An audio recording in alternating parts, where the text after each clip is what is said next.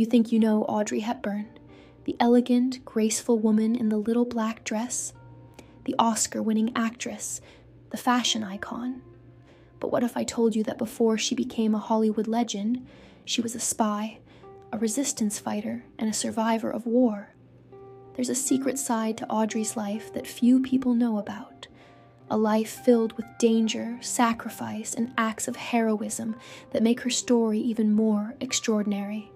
Stay with me, because by the end of this video, you'll never see Audrey Hepburn the same way again. Audrey Kathleen Rustin, yes, that was her real name, was born in Belgium in 1929. Most people know her as the glamorous star of Breakfast at Tiffany's, but what they don't know is that she spent her teenage years fighting Nazis. During World War II, Audrey lived in the Netherlands under Nazi occupation. She saw death, destruction, and starvation firsthand. But instead of hiding, she joined the Dutch resistance. How? By secretly delivering messages to resistance fighters hidden inside her ballet shoes. Yes, Audrey Hepburn, Hollywood's most elegant woman, once risked her life smuggling secret notes past Nazi soldiers. One wrong move, one suspicious glance, and she could have been executed. But that wasn't the only thing she did. As the war got worse, Audrey and her family suffered severe starvation. Food was scarce, and she was so malnourished that her body stopped growing properly, one of the reasons she remained so thin for the rest of her life. To survive, Audrey and her mother ate tulip bulbs. Yes, actual flower bulbs, because that was all they had left.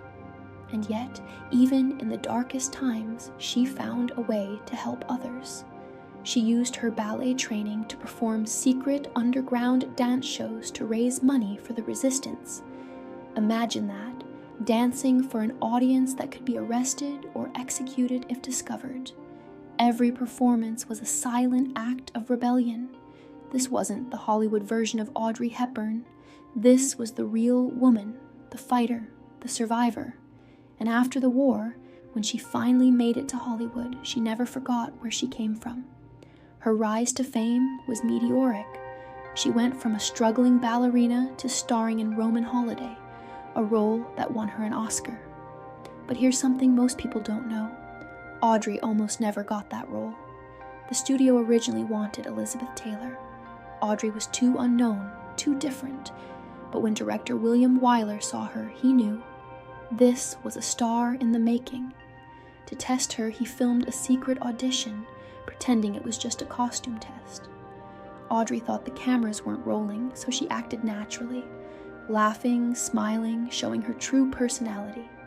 That footage changed everything. The studio executive saw it and said, "Forget Elizabeth Taylor. This girl is magic." And just like that, Audrey Hepburn became a legend. But here's what makes her story even more inspiring.